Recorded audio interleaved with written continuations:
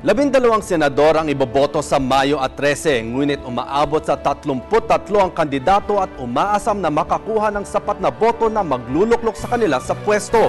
Gaano kalaki ang tsansang manalo ng kandidatong hindi man independyente ay naroon naman sa partidong wala sa pangunahing radar ng media.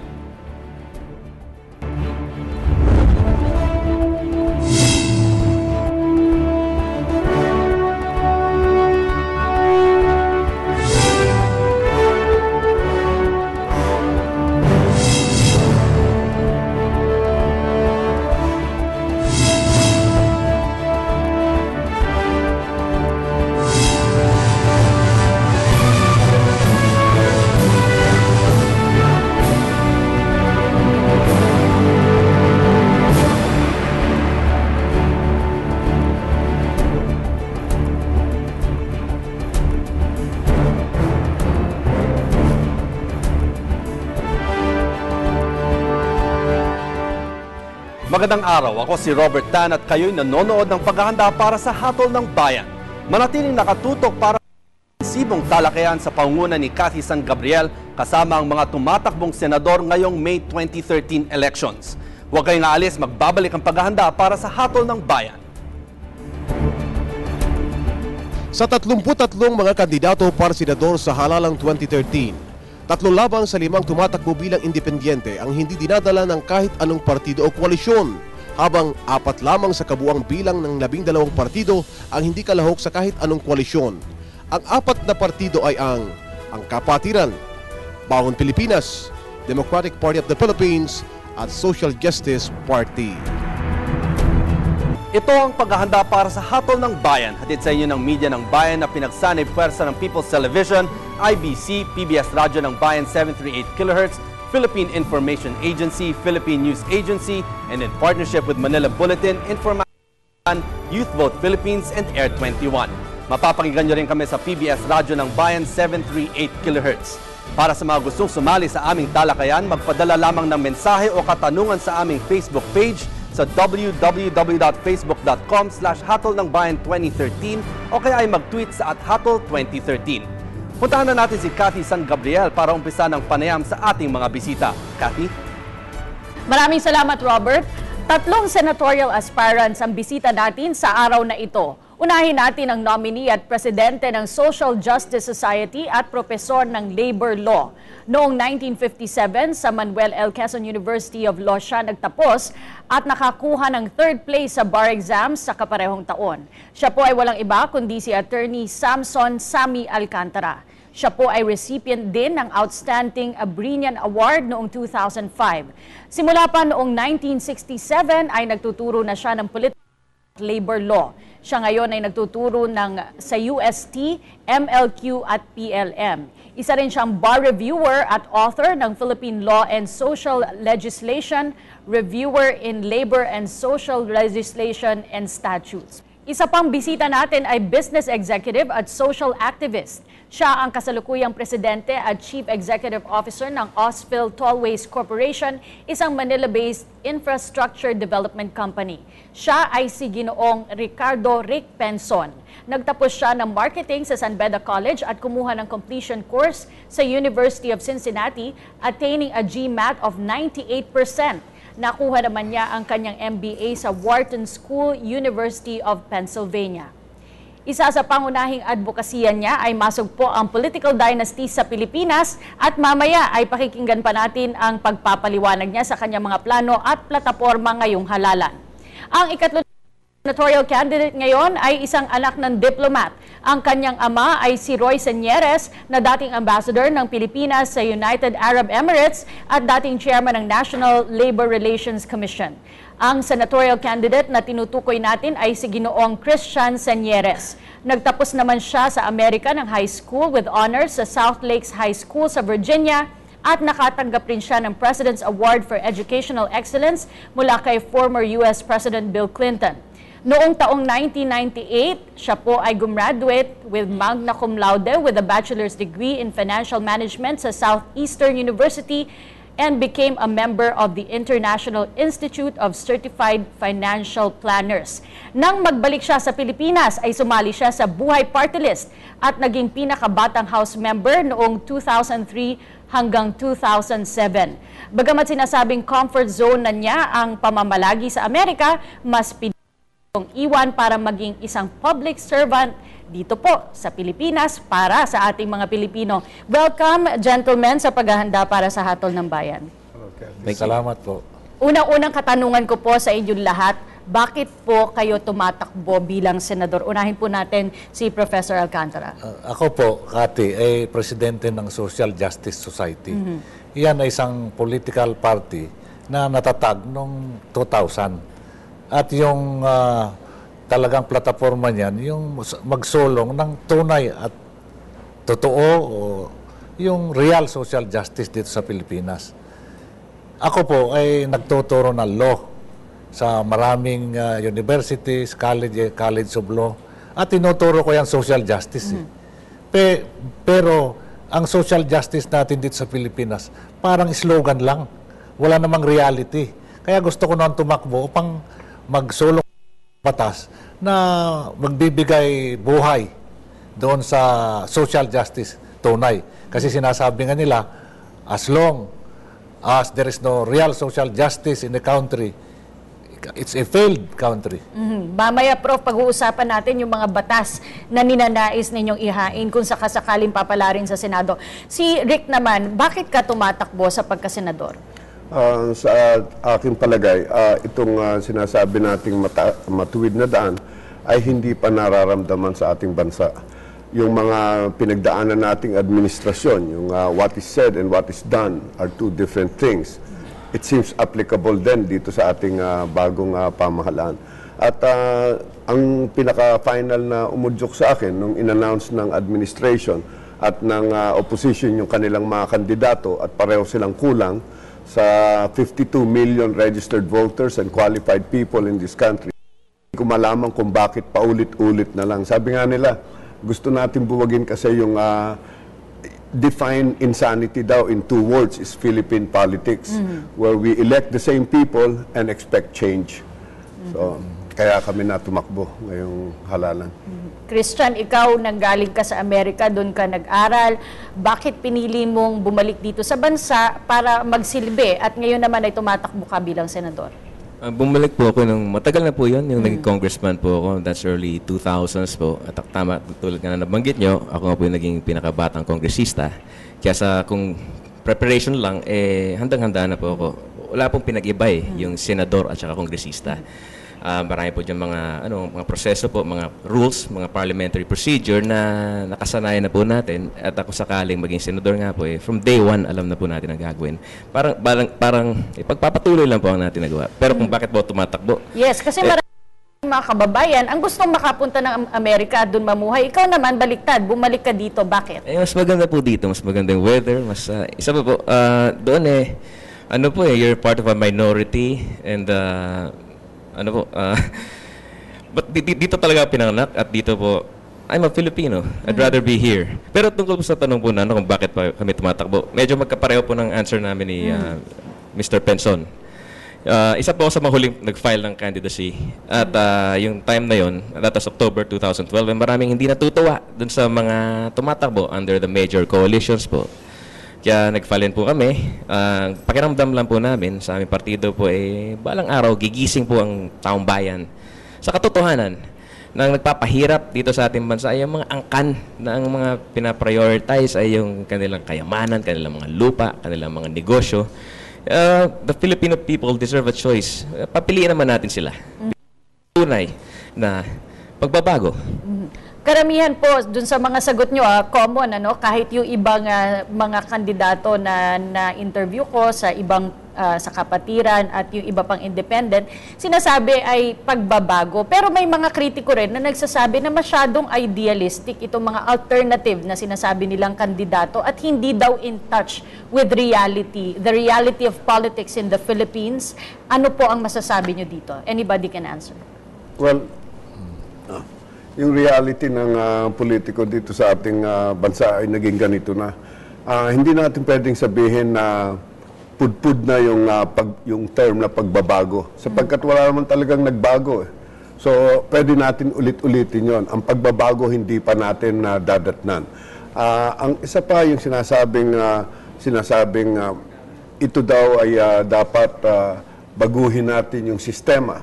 Ang naging sa atin, for the last 25 years, it became a popularity and name recall election. It is no longer based on platforms, it is no longer based on programs.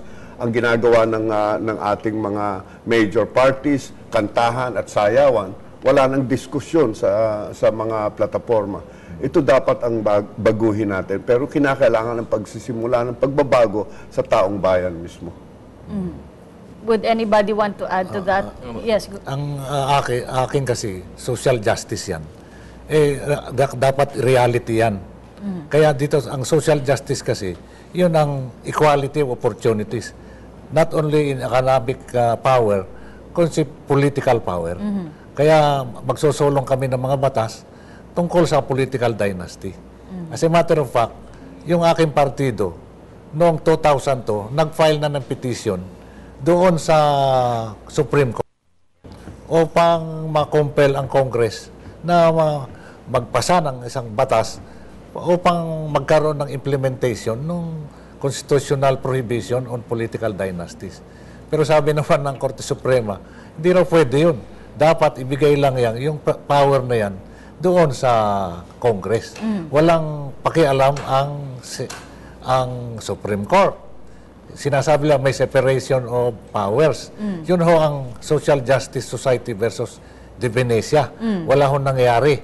Kaya hanggang ngayon, wala hong, yun nga, ginagamit ng mga politiko, wala namang definition pa.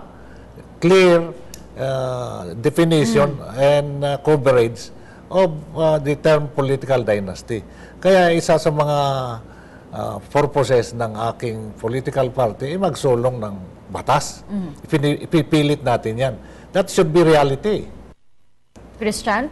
Ang reality po siguro na binabanggit po ninyo ay dito sa Pilipinas, ang politika kailangan limpak-limpak ang iyong salapi at sabi nila dapat daw matunog ang iyong pangalan. Pero tingnan niyo po, kahit hindi naman ako gumastos ng malaki, kahit hindi naman ako gano'ng kilala, naging congressman pa rin po ako. 2 terms po. Naniniwala po ako na tataas pa rin po at tumataas ang antas ng political culture dito sa ating bansa. And lalo na ngayon 2013, yun pong nakikita natin, ang dami ng galit sa Apple, ang dami na galit sa cybercrime law, at ngayon, dynasty. Magkabilang dulo po ng Pilipinas, narating ko po. At yun nga po, yung sentimento ng taong bayan. Ayaw po nila sa yung sinasabi nila, mag-ama, mag-asawa, magtiyo, magkabit, naman, bigay naman sa iba. Yun po ang sinisigaw ng buong bansa. Pero Christian, may lumalabas din sa mga survey na yung mga malalaking pangalan din na bahagi ng political dynasties ang pasok ngayong 2013 senatorial race. Sila rin. Anong komento ninyo dito sa mga survey? Sige, marami po survey at iba-iba mga resulta. May mga survey na pasok po kami sa top 12, may mga survey na kulelat po. Depending on the survey po. Tsaka isa pa po, magdedesisyon naman yung taong bayan doon na mismo kag malapit na election. At isa pa po, nakikita ko sa aking pagkakampanya sa buong bansa, Luzon, Visayas at Mindanao, natutuwa sila kag nalalaman nila na meron palang ibang tumatakbo pala Kayo na lang. Kasi sawang-sawa na sila sa mga luma at nagpapasalamat kami sa PTV4 na binibigyan niyo kami ng pagkakataon na makilala po kami. Kasi yun lang po ang kulang makilala po kung sino pong iba. Konti lang po tumatakbo ng eleksyon. 33 lang po kami. Kumpara sa mga nakarang eleksyon, ito po yata yung pinakakonti. Kaya madali po pagpilian. Madali rin po sa media na sundan po kami. At sinusundan po kami sa bawat galaw po namin. Nako-cover po at napapalabas po sa mga TV network po. At nakikilala po kami. Medyo kilala na rin po. Antayin na lang po natin resulta ng eleksyon. At kung pili po ng bago ang taong bayan. Your opinion on the surveys, Prof? Ako naman, hindi ako believe dyan. Yung survey ng SWS o kaya Pulse Asia. Kasi, alam mo, Kati, nagdemanda ako dyan pending ngayon sa Regional Trial Court ng Quezon City. Pinipilit ko sila na ibigay sa akin muna yung itatanong doon sa mga tao upang ako naman magbigay ng konting suggestion upang hindi magkaroon na yung effect niyan trending. O kaya it will create sinasabi bandwagon effect. Kaya ngayon, pending yan. At sinasabi nila, freedom of speech daw nila, yung pagsusurvey. Sabi ko naman, yung freedom of speech na yan, hindi naman unlimited yan. Kailangan i-limit natin. Merong mga restrictions yan. Ibigay mo naman sa akin yung mga tanong. Bago mo siya itanong, upang magkaroon naman ako ng pagkakataon, ibigay din ng, pwede ba itanong mo rin ito? Pwede ba itanong mo rin ito? Yun daw hindi raw pwede. Kaya hanggang mayroon pa rin lang counterclaim sa akin. Pero na-interview ko rin po si Dr. Mangahas ng SWS at sinasabi niya nga po, yung trend daw po na nakikita sa surveys ay hindi naman po daw sa kanila nanggagaling, kundi dun sa mga interviewees or respondents nung kanilang survey. What can you say about this, Rick? Well, depende nga yan sa katanungan ng survey. Alam mo, sa pinag-aralan namin sa Amerika, although palagi nating nauulit-ulit na sinasabi sa atin, what you learn in business school is never applicable in this country, no?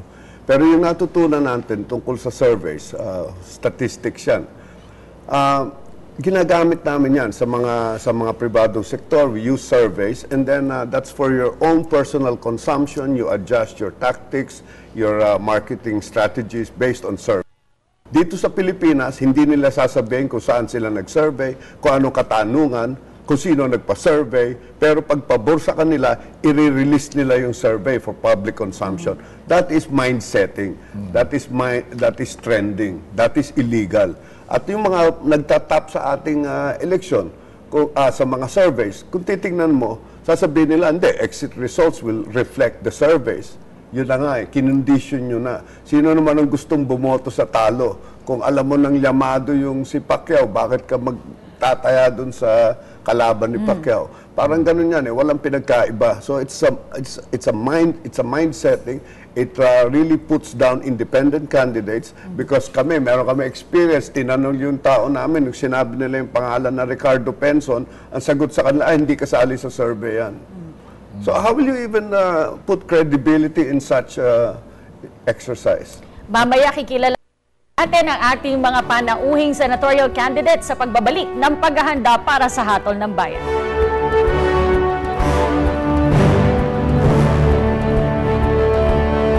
Ang mga tipo ng patakaran at batas na pinapanukala, tinatalakay at isinasabatas ng Senado ay ang mga sumusunod: Bill at Joint Resolution, mga panukalang batas na nagpapalawig ng pamamahala ng bansa na nakasaad sa saligang batas.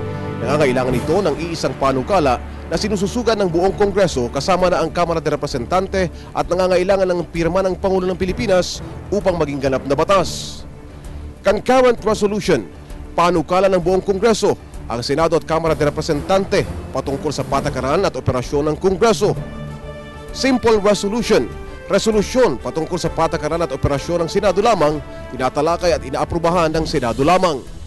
Ratification of treaties, ang pagsang-ayon, pagsasabisa at pagpapatibay ng pandaigdigang kasunduan at pandaigdigang batas na pinasok ng ating Pangulo sa ngalan ng Pilipinas. Nagbabalik ang paghahanda para sa hatid sa inyo ng media ng bayan. Kami ay napapakinggan nyo rin sa PBS Radyo ng Bayan 738 kHz. At narito naman ang katanungan mula sa ating taga-subaybay. Mula kay Emily ng Manila para sa ating mga bisita. Pabor ba kayong may pork barrel ang mga senador at bakit? I-like ang aming Facebook page sa www.facebook.com/hatolnangbayan2013 o kaya ay mag-tweet sa @hatol2013. Para naman sa sagot ng ating mga bisita, balikan natin si Cathy San Gabriel. Cathy? Salamat, Robert. Kasama pa rin po natin ang mga senatorial candidates na sina Attorney Alcantara, Mr. Penson at Mr. Señeres. Yung sagot niyo po dun sa katanungan ng ating manonood tungkol sa pork barrel. Who would want to begin? Ako against pork barrel. Kung mayroong mga ganyan na amounts, mabuti pa ilagay na lang sa budget mismo upang yun na yung Congress mismo appropriate. Hindi na yung congressman o kaya senador na mamimili kung anong project ang pagbibigyan. Kasi that is a source of corruption at saka pag natalo ka na, yan, lalapit na yung mga supporters mo, yung mga kaibigan mo, hihingi ng kontrata. Kasi alam na may pork barrel ka. Ayaw ko po yun. Tsaka, hindi nyo ba alam yung istorya na yung isang senador hinold up sa kalsada? Dahil? At sinabi ng hold upper, give me back my money. Ayaw ko yun. Ayoko yung ganun. Baka ma-hold up din ako at sasabihin, balik mo sa akin ang aking pera. Rick? Hindi, dapat talaga itigil na yung pork barrel system. Ito, ugat ito ng katiwalian ng ating Kongreso. Just a few months ago, alam natin, yung 4 na senador, hindi daw nila alam na bogus yung NGO na tumatanggap ng 200 million a year nila. 800 million na kaagad yun. Tapos, meron pa silang confidential resolution every year passed by the Senate to exempt themselves from COA audit. Mere certification on their letterhead is sufficient for audit that they spent the money. Anong kalokohan to? Walang nagbibigay exemption sa Senado para sa pork barrel. Pera pa rin ng bayan yan. Christian?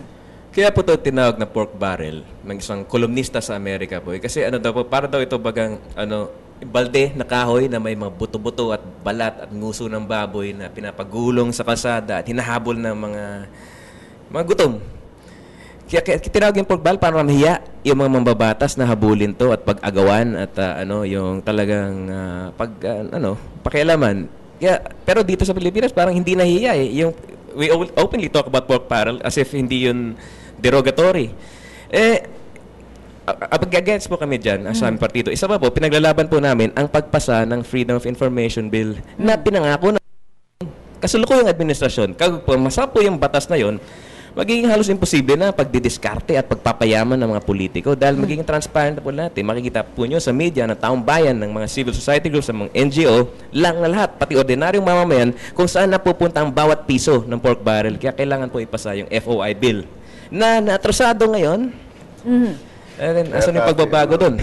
Kaya dapat dito sa atin ang nangyari, mas makapal ang mukha mo, mas panalo ka.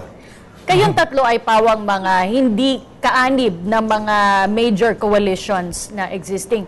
Is this a disadvantage when it comes to campaign and campaign funds, Professor? Definitely. Pero sa amin, that is part of the game. Pinasok namin ito and we are very aware of those difficulties. Pero sa akin, meron din nagko-kontribusyon, tumutulong sa akin. Aking mga estudyante. I have been teaching for 45 years. Law, at saka mayroon akong mga estudyante na mga high government officials, meron na mga magagaling na abogado, meron ng mga negosyante rin, at tumutulong din sa akin yun. Yun ho ang main source ng aking funding. Rick, paano ka nangangalap ng pondo? Hindi, ako self-finance. Ayoko magkaroon ng utang na loob o tatanggap ka ng with strings attached. So mula nung sinimulan pa lang namin to, naglaan na kami ng pondo para sa kampanya na hanggang doon, dahil hindi mo naman pwede paghati-hatian yun sa mga nangangailangan dito sa ating bansa. Bibigyan mo sila ng tig sa 10 piso, walang dadatnan yun. Ngunit kung ito, maibigay natin yung leksyon na kailangan matutunan nila at yung karapat-dapat na alam nila sa pagboto, that alone is a success in itself. Ano na yun, dividendo na yun ng investment mo sa taong bayan. Kaya yung sinasabi nga nila, nung unang nilunsad namin yung Crusada Contra Dynasty, pinagtatawanan ako. Pero ngayon, kita mo, lahat, pati yung mga dating senador, sinasabi na nila, yes, we're pro anti-dynasty bill. Pero noon, ilang taong kayo nakaupo dyan? Ama ninyo nakaupo dyan, wala kayong sinabi. Ngayon, pinagtawanan mo kami. Tapos ngayong gusto na ng taong bayan, pabor na rin kayo. So you're saying people are riding the wave that you created? Yes, but that's okay. I don't mind that. But at least it brought the proposition down to the people. Yung awareness nasa taong bayan. Christian, paano ka nangangalap ng pondo gayong ikaw ay isa ring independent candidate? May partido po, may Democratic Party okay. of the Philippines. Hindi nga lang po kami kasama sa mga coalition po. At we consider it an advantage. Nag-iikot po kami, alam ng mga tao, hindi pa kami kaalyado ng palasyo, hindi pa kami kaalyado ng tinatawag nilang una, sila kulay orange. Actually, mas nagugustuhan nga po nila yun eh. Kasi una, yung sa dilaw na coalition, dismayado ang taong bayan, lalo na sa issue ng Saba, tsaka sinasabi lang 12% economic growth in the third quarter.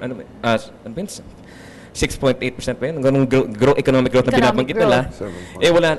In the same period naman, 1 million Filipinos na wala ng trabaho. So yun ang jobless growth na tinatawag na na pinapoint out ng simbahan. Yan tungkol naman po sa ibang coalition po malinis po. Mas maganda na po na wala kami sa mga coalition. Isa pa po tungkol naman sa pondo. advantage rin po yun dahil hindi po kami pinapundahan nino po ni ng mga kung sino mga pamilya at politiko. Wala po kaming utang na loob kundi sa taong bayan kung sakaling manalo. Kanina kayong tatlo ay nagbanggit patungkol dito sa political dynasties. Lahat kayo ay against dito. But do you think may pag-asa ito ngayong 16th Congress na magkaroon talaga ng anti-political dynasty law? Dahil nung Congress, 15 senators out of 23 ay galing po sa pamilya ng political dynasty. Naniniwala po ako na finally magkakaroon ng batas. Dahil makita na ninyo ngayon, meron ng public opinion dito sa Pilipinas against dynasties. Kaya sa Congress siguro, that will be a pressure upon the members of the Congress to finally enact a political dynasty law. 11 out of 15 congressmen, you think they will pass a bill against themselves? Mahiya naman sila. Lalabas na gahaman sila sa posisyon, sa power. Pag hindi Rick, yan. Ito, battle cry mo yan. Oo nga, pag hindi nila ginawa to siguro, finally mauuwi na sa uprising ng taong bayan to. Dahil sa kapal ng mukha nitong mga kongresistang hinalal natin mula nung 8 hanggang 15 kongreso, lumaganap sila, sarili nila. Lumaganap from 11% to 72%. Pero ang ating hopelessness ng taong bayan, ang contract workers natin, nung pinasa yung saligang batas, 250,000. Now we have 9 million dysfunctional families because we have 9 million contract workers overseas. Pero ang kanilang pondo, pinalaki nila from 5 million na Congressional Research Fund nung 1987, naging CDF, naging PDAF. Ngayon, 70 million at 200 million kada senador. Mali ito, mali talaga. Kaya yung political dynasty, ugat ng katiwalian yan, pareho na rin ng pork barrel. Kaya kailangan tigil na. At kami natutuwa na nasa kaalamanan ng taong bayan ito. Christian? Nung ako po nasa Kongreso, inisponsor ko po itong anti-dynasty bill during my first term and second term. At doon ko po kitang may gusto nito. Hindi po nila ipapasa to. Kaya sa akin lang... So is there an alternative? Meron pong alternative po. Kaya po may election every 3 years. Yun po ang dahilan kung bakit naghahalalan para palitan sila lahat po. At ngayong election po, tayo nananawagan, may pagkakataon ng taong bayan, huwag iboto itong mga pamilya na mga nagpapahirap sa ating bansa habang sila nagpapalit-palitan ng pwesto sa pamahalaan. Ito pong pagkakataon natin, May 13, 2013. Meron po chance, huwag po natin aksahin to. Yun po ang panawagan namin sa taong bayan at naiintindihan na ng taong bayan. Abangan po natin kung ano mangyayari ngayong election na to. Kung walang dayan. Isa po sa controversial na sinasabi nila dapat ipasa na, magkaroon na tayo ng divorce law dito sa Pilipinas. Aside from the Vatican, tayo lang daw po ang walang divorce law. Ano po ang inyong opinion dito very quickly before we pause for a break, Professor? Ako po against a divorce law. Kasi Why? meron na tayong provision sa family code. Yung annulment. More or less, parang divorce na rin yun. Kaya, kasi mahirap pong may divorce dito. That will yung encourage people to enter into marriages recklessly. Kasi alam nila na may divorce eh. Kaya madali. That will also result, break up with family. Ayaw ko po yun. Rick? Well, sa lahat ng bansa na may divorce, yung kanilang statistics hindi naman nagbago. 50% of marriages fail, sabi nila. Siguro kailangan pag-usapan na natin yung divorce law dito dahil sa annulment at sa legal separation, hindi nabibigyan ng wastong usapan o desisyon yung child support at yung financial settlement ng dalawang partido sa kasal. So, pag-usapan siguro dahil lahat alam ng pamilya na nagtitiis na lamang kahit hindi magkasundo. Christian? The family is the basic unit of society po. Kailangan po natin palakasin pamilya at proteksyonan po. Meron na po, kagaya na sabi ni Dean Alcantara, meron na po tayong annulment, meron na po tayong legal separation. Ang kailangan lang po gawin doon siguro, wag gawing expensive, wag gawing masyadong mahal ang proseso para sa annulment. tsaka legal separation. Gawing i-simplify, yun lang po. Hindi na po kailangan ng mga divorce bill. Ano ang mga batas na nais ihain ng ating mga bisita? Alamin po natin yan sa pagbabalik ng paghahanda para sa Hatol ng Bayan.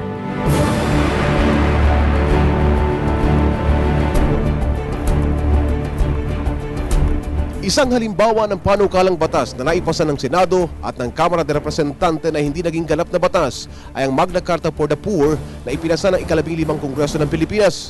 Sa dahilang hindi ito ipinagtibay ng Pangulo ng Pilipinas sa bisa ng kanyang pirma, hindi ito nagsilbing Republic Act. Inaasahan na ang panukalang ito ay babalik-aralan, tatalakayin at ipapasang muli ng ika-16 na Kongreso upang maisumiti sa Pangulo ng Pilipinas para sa pagpapatibay bilang ganap na batas. Nagbabalik ang paghahanda para sa Hatol ng Bayan, hatid sa inyo ng Media ng Bayan.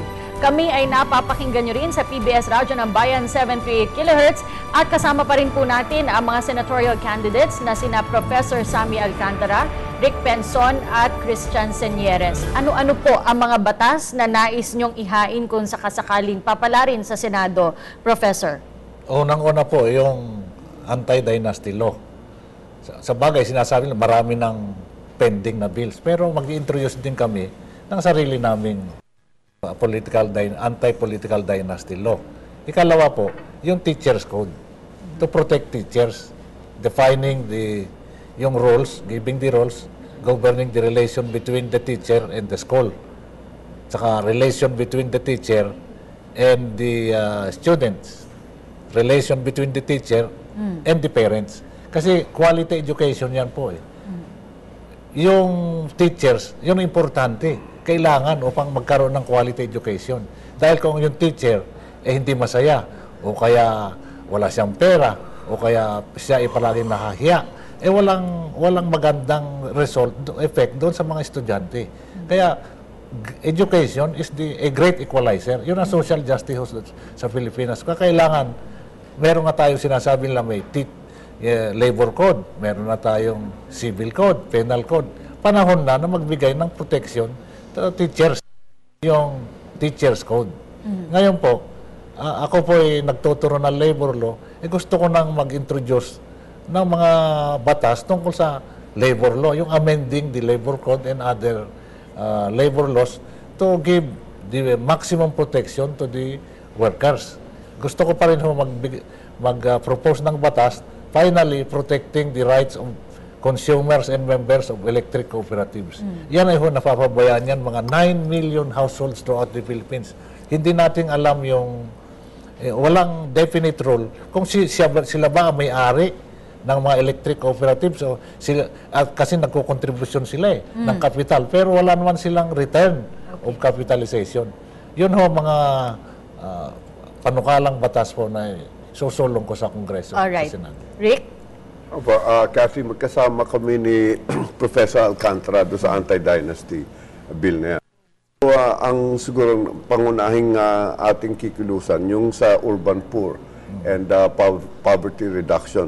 Itong dalawa na to, for the longest time, sinimula natin yung resettlement program ng mga urban poor in the early 60s, but hindi binigyan ng hustong atensyon ng ating pamahalaan. Wala dong livelihood, walang tubig, walang trabaho, walang halos lahat, walang child care, walang support facilities. Kailangan to i-address. Yung sa education, kaya ayaw na namin sa pork barrel. Kinakailangan maglaan tayo kahit emergency fund for deserving students to eliminate anymore the frustration by poor families that talented students mula sa kanilang pamilya hindi makapagtapos ng pag-aaral. Yung small and medium enterprise natin, kailangan ito baguhin na. Let's revisit our laws para yung top 10 banks natin, imbis na magpahiram ng 60% ng kanilang loan portfolio sa top 100 corporations, i-focus natin dun sa mga small and medium enterprises. A country with 100 million people, hindi uubra na aapat o lilimang conglomerates mo. Kinakailangan marami kang smaller units para mapag-aralan ng husto yung strengths and weaknesses bawat region natin. Kung ano yung materials na pwedeng gawin doon, ano yung raw minerals na pwedeng extract doon. Pag ito na pagsama-sama natin, we start to become a manufacturing base again. So we can export again.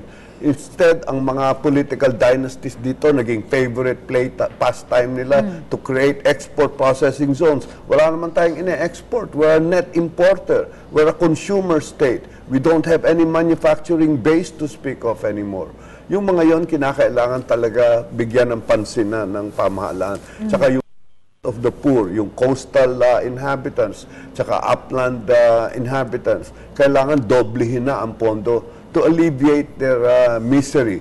Dahil sila hindi na umaasa sa tulong ng pamahalaan. Ngunit may mga anak sila na wawalan na rin ng pag-asa. Kaya itong job creation, nandiyan na rin. Lahat ito to help improve. Imbis na conditional cash transfer na uutangin ng pamahalaan yung pera, tapos pamimigay sa mga taong bayan na naghihirap. Mali ito. Kailangan we produce our own resources so that we can spread more the wealth of this country. Okay, Christian? I will propose a bill which will allocate no less than 5% of the gross domestic product to the health budget po.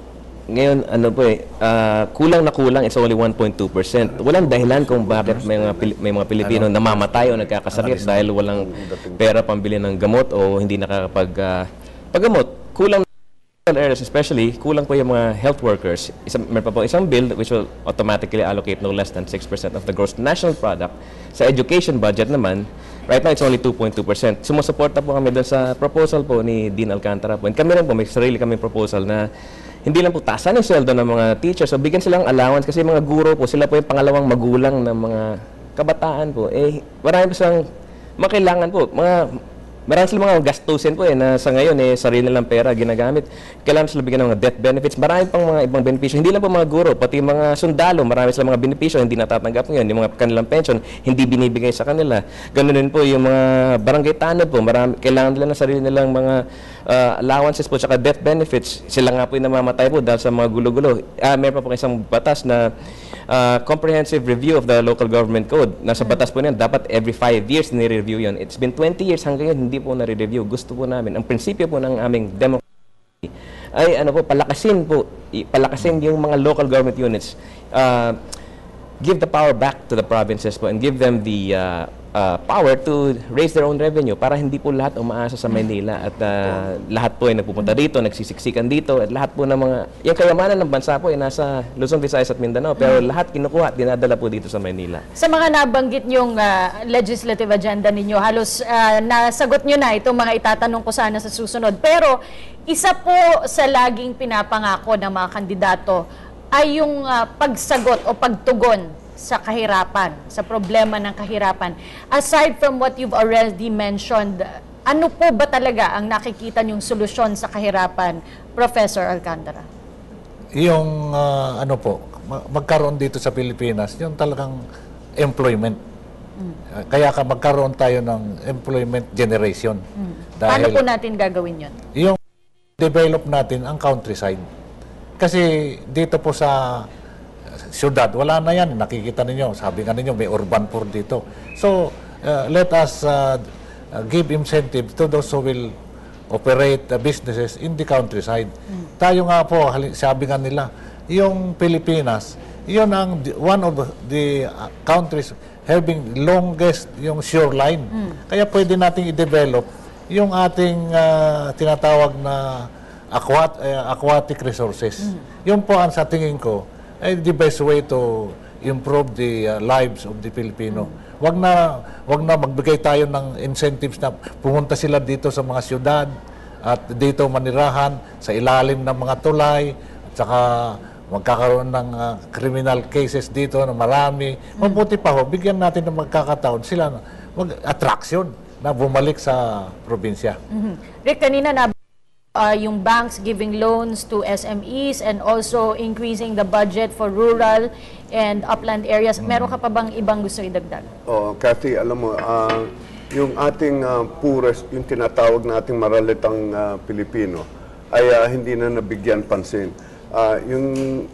Yung sinasabi ko kanina na yung small and medium enterprises, kaugnay na, kasama na rin dyan yung mga returning contract workers. We could have developed a funding system for them so that yung last year's income nila ay maipautang sa kanila at a low rate. So makapagsimula sila ng maliit na kalakal o hanap buhay para mabuo yung pamilya nila dito. That could be part of our job creation scheme. Let them help themselves. So as they train the new apprentices coming from the maralita ng ating sambayanan, nakakapaghanap buhay din sila. At lowlands and fisher folks, lowland farmers, highland farmers, and fisher folk ng ating bansa, bigyan na rin pansin. Yung maritime industry, yun yung sinasabi ni Professor kanina. We are an archipelago, but our political dynasties refuse to address the issue that we should have developed the maritime industry.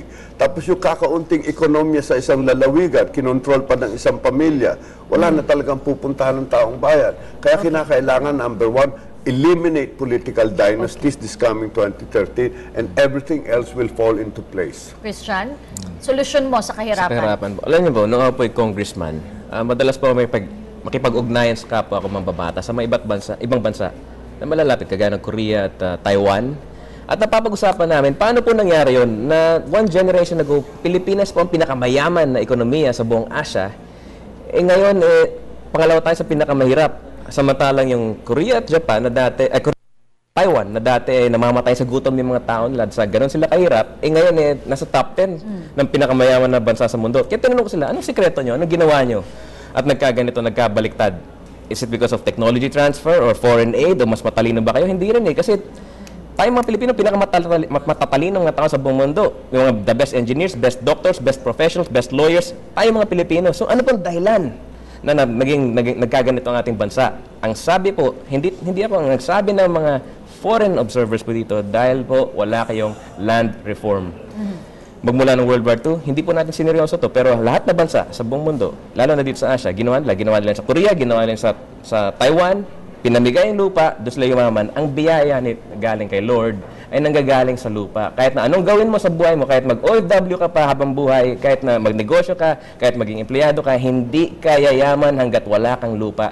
Dito sa Pilipinas, halos lang ang Pilipino walang land reform. Magmula na 2010, mula na upo itong kasalukuyang administrasyon, 1.5 million hectares of agricultural lands were scheduled for distribution, ngunit 255,000 lamang ang aktual na binigay, at yun pa yung mga government lands na hindi po tinutubuan ng tanim. Yun po ang dahilan kung bakit naghihirap ang ating bansa. Pinangakawan tayo ng pagbabago. Ang pinapangako po namin sa partido po namin ay pagbabagong tunay. At pwede bang dagdagin? Number 29 po sa balotay. Madali po natin yan. 29, pagbabagong tunay. Yun nga, 3 minuto na lang natitira. Hihingan ko po kayo ng isa-isa ng mensahe nyo para sa ating mga manonood. Umpisan po natin kay Professor Sammy Alcantara. Sinabi ko na po kanina na kung yung country natin walang tunay na social justice, well, it will be a failed country. Ito ay isang bayang bigo. Kaya kailangan po, tulungan nyo naman kami na makapasok sa Senado. Paglaban namin ang tunay na social justice, which, let me say, na social justice na hindi lang a mere slogan, but a living reality. Ito naman po si Samson Alcantara, madaling tandaan po, numero 1 sa baluta. Ginoong Rick Penson? Yeah, yung number 1 nga, sabi ni Professor, number 1 siguro, itigil na natin yung political dynasties. Kahit ano pa sabihin ninyo, kahit ano pang padagdag na pambobola ang gawin nila sa atin, ang ugat talaga ng katiwalian ay yung political dynasties. Kung sinunod natin ang saligang batas noong 1987 at na-control natin ang saligang batas, na-control natin ang paglaganap ng political dynasties, yung pinaghahatian sana natin bumaba hanggang sa kaliit-liitan ng ating sambayanan. Kaya tandaan po natin, sa darating na eleksyon, yung number 1 issue, political dynasties, natin. Pag natandaan nyo yung pangalan, alam nyo yung dynasty, huwag nyo nang iboto. Pero number 1, Alcantara, sama nyo na po. At magaling to si Sam. Article 2, Section 26, number 26 po, Ricardo Penson. Number 29, si Senyeres. Tunay na po na pagbabago. Sa independent na po tayo pumunta. Salamat po. Christian Señeres. Karamihan po ng mga botante ngayong election na ito ay boboto for the first time. First-time voters. At karamihan po doon mga kabataan. Yun pong sektor na aking nirepresent nung ako nasa Kongreso bilang isang party list representative. May mga kandidato sinasabi na sila daw yung kabataan, sila daw yung kabataan. Hindi po. Check niyo po yung Congress. Ako po yun. Ako po yung kumatawan sa sektor ng kabataan po. Noong ako nasa Kongreso pa. At ang hinahanap nga nila ay pagbabago. Nabanggit po natin kanina, yung mga pagbabago raw na pinangako at yung dahilan kung bakit bumoto yung mga noong 2000 nung nakarang election, ang hinahanap po ng mga ay pagbabagong tunay. Nagkataon, number 29 nga ako sa balot, the Christian Señeres, number 29, 29, pagbabagong tunay. Kaya yun po ang aming number. Maraming salamat po sa inyong pag-imbita. Maraming salamat po sa mga nakikinig sa PBS, Radyo ng Bayan, at kita-kita po tayo. Maraming salamat din sa inyong tatlo sa pamamahagi sa amin at sa ating mga manonood ng inyong mga plano kung sakasakaling papalarin na mapasok sa Senado at magbabalik pa po ang paghahanda para sa Hatol ng Bayan.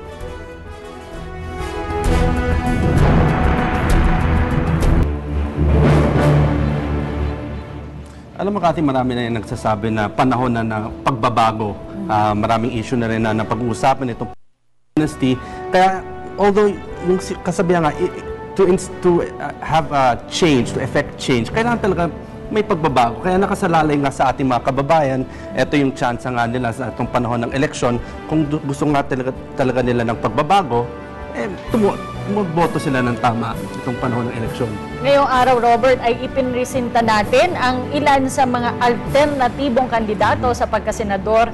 Nasa sa inyo na po para kilatisin ang kanilang mga plataforma. Kanina po ay napag-usapan kung anong mga klaseng pagbabago ba yung isasagawa nila kung sakasakaling mahahalal. Isipin niyo po, ito po ba ang pagbabago na inyong ninanais din para sa ating pamahalaan? So ngayon, sinasabi, marami na ngayong pagpipilian. May mga luma, may mga bago. So, it's their decision in the end, itong darating na May 13 elections. At pinasasalamatan namin ang Ergo Contracts Philippines para sa ating tables and chairs. Matatagpuan sila sa 2634 Rockefeller, Barangay San Isidro, Makati City. Pwede nyo silang tawagan sa numerong 843-1177. Maaari nyo rin bisitahin ang kanilang website sa www.ergocontracts.com. Maraming salamat din sa Glorious Blend, A Taste of Heaven. Matatagpuan sila sa 72 Nuestra Señora Street, 6th Avenue, Grace Park, Caloocan City. Pwede nyo silang tawagan sa numerong 360-0900 o kaya ay bisitahin ang kanilang website sa gloriousindustrial.org. Ang pagpili ng iboboto ay wala sa kasikatan ng pangalan na dinadala. Nasa integridad yan ng isang tao para ilaan ang kanyang oras at panahon para mapaunlad ang estado ng bayan. Bilang isang matalinong botante, kilatisin po natin na mabuti ang mga ginagawa ng ating mga pinuno. May sapat bang programa para sa mamamayan para matugunan ang pangangailangan? Sana ay nakapagbahagi muli ang aming programa ng karagdagang impormasyon para makapamili kayo ng nararapat na iboto ngayong halalan. Ako, si Cathy San Gabriel. Ako naman si Robert Tan. Magandang araw sa inyong lahat.